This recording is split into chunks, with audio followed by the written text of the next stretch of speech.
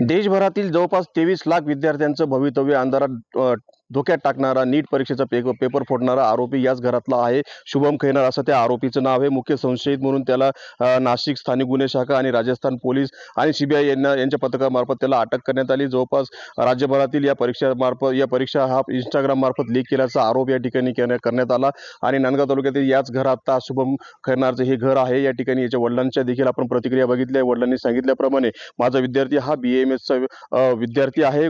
नाशिकमध्ये प्रॅक्टिस देखील करत होता आणि त्यानंतर त्या ठिकाणी कुठल्याही प्रकारचा माझा मुलगा या ठिकाणी आम्ही काय या प्रकारचं कुठलाही गैरकृत्य या ठिकाणी करू शकत नाही असा दावा वडिलांमार्फत करण्यात आला असला तरी ज्या पद्धतीने नाशिक असेल जिल्ह्याभर असेल किंवा राज्यभरातील विद्यार्थ्यांचं अक्षरशः वर्षानुवर्ष केलेल्या अभ्यासाचा अक्षरशः आता स्वप्नांचं मातीमोल झालेलं आहे. ज्या पद्धतीने राज्यभरातील किंवा देशभरातील नीटच्या परीक्षा आता रद्द करण्यात आलेल्या आणि पेपर फुटीचा मुख्य आरोपी म्हणून या शुभम खैनारचं या ठिकाणी वडिलांचा देखील या ठिकाणी दावा आहे. परंतु सीबीआय असेल, राजस्थान पोलीस असेल आणि स्थानिक गुन्हे शाखेने यांना मुख्य आरोपी म्हणून या ठिकाणी संशयिताला ताब्यात घेतलं आणि नक्कीच या ठिकाणी राज्यातील देशातील महत्त्वाचे पेपर फुटीचे धागेदोरे या नांदगावात लागणार आहेत.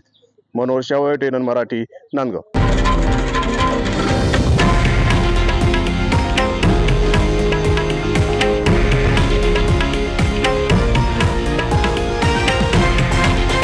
हे आहे देशातील नंबर 1 न्यूज नेटवर्क आणि आपण पाहत आहात TV9 मराठी, एकमेव.